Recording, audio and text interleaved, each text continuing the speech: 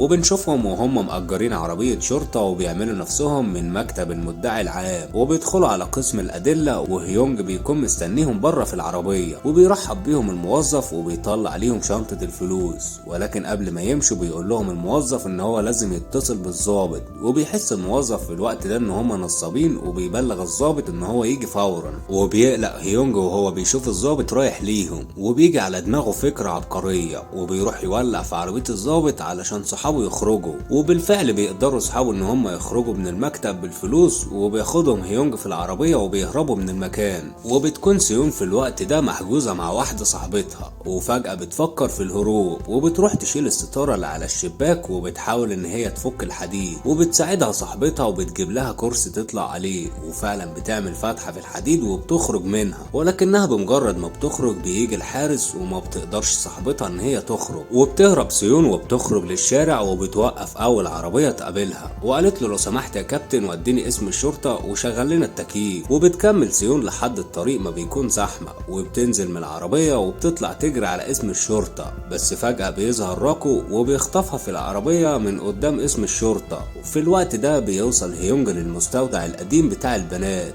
وبيكسر البوابة الحديد وبيدخل المبنى، وبتكون العصابة في الوقت ده بيهربوا البنات بره. وبيخش المعلم هيونج وبيضرب اي حد في طريقه لحد ما بيدخل على اوضة المدير وبيكسر الباب بايديه.